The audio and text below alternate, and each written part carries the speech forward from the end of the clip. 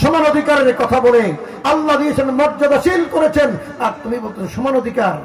মাথায় বুঝ খাওয়ার জন্য ইসলাম নারীদেরকে মর্যাদাশীল করেছেন, ঠিক না? ঠিক। পুরুষকে বলেছেন খাবার নিয়ে আসো, পুরুষকে বলেছেন চাকরি করো, পুরুষকে বলেছেন ব্যবসা করো। কোথা থেকে কামাই করে আনলে স্ত্রীর দায়িত্ব নয়, স্ত্রী ঘরের মধ্যে থাকবে, খাবার এনে পৌঁছে দেওয়ার দায়িত্ব স্বামীর, ঠিক না? ঠিক। এই জন্য যতদিন মা কন্যা সন্তান ঘরের মধ্যে থাকবে, বাবার দায়িত্ব সন্তানকে লালন পালন করা, তার দেখাশোনা করা, আর যতদিন স্বামী ঘরে থাকবে স্বামীটা তাকে দেখাশোনা করা। আল্লাযীনা হুম ফি সালাতিহিম খাশিউন। সবর অর্জনকারী ইমানদারের এক নম্বর গুণ হবে একাগ্র চিত্তে মনোযোগ সহকারে একমাত্র আল্লাহর রাজি খুশির জন্য নামাজ পড়বে। কয়টা কথা বললাম? একাগ্র চিত্তে মনোযোগ সহকারে একমাত্র আল্লাহর রাজি খুশির জন্য কি করবে? নামাজ পড়বে। আল্লাযীনা হুম ফি সালাতিহিম খাশিউন। এই এক নম্বর গুণ কার কার আছে? আমি আমার গুণ দেখি যে আমার মধ্যে নামাজের মধ্যে এই গুণ আছে কিনা, ফিট করি।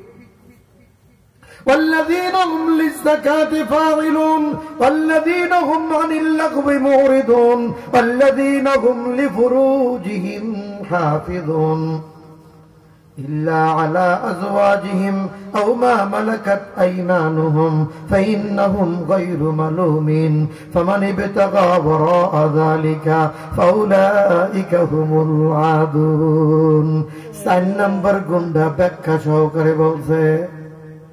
4 নম্বর গুন্ডার কথাই আমি বলতেছিলাম, পর্দা রক্ষা করা নারীদের জন্য বেশি জরুরি, পুরুষের জন্য জরুরি।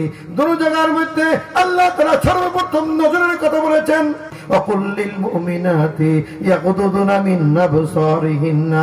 নারীদের ব্যাপারেও বলেছেন, পুরুষের ব্যাপারেও বলেছেন, চক্ষুকে নিম্নগামী করে তারপরে চলো। তোমার সৌন্দর্যকে পরপুরুষের সামনে বর্ধন করতে যেও না। তোমার সৌন্দর্য বর্ধন হবে তোমার স্বামীর সামনে। কার সামনে? কার সামনে? আম্মা জানা রাদিয়াল্লাহু তাআলা আনহা বলেন, আল্লাহর নবী সাল্লাল্লাহু আলাইহি ওয়াসাল্লাম যখনই ঘরের মধ্যে প্রবেশ করবেন আমরা জানতে পারি, বুঝতে পারি এখনই আসবেন। আমরা কি করতাম? চুলের মধ্যে তেল দিতাম, আমরা চুল আশ্রিয়ে সাজসজ্জা করে আমরা বসে থাকতাম। হুজুর সাল্লাল্লাহু আলাইহি ওয়াসাল্লাম আমাদেরকে দেখে খুশি থাকবেন। বর্তমান জমানার মধ্যে, বর্তমান কালের মধ্যে তার উল্টা কথা কয় না। ঠিক ভুল কইছি? ঘরের মধ্যে পরে পুরান জামাটা, ঘামরা মেক্সিরা, ঠিক না? ঠিক। পুরান কাপড়টা যখনই বেয়াই বাড়ি বেড়াইতে যাইবে, যখনই অনুষ্ঠানে কোন জায়গার মধ্যে যাইবে, পরপুরুষ যখন দেখতে পাইবে তখন করে সুন্দর জিনিসটা পরে, ঠিক না? ঠিক। ঠিক না? ঠিক আছে? কোথায়? বুঝছেন না? বুঝেন নাই? বুঝছেন না? বুঝেন নাই? আমি আর আপনার জন্য দায়ুস না হই, আমি আর আপনার জন্য দায়ুস না হই, দায়ুস জান্নাতের ঘেরানো পাবে না।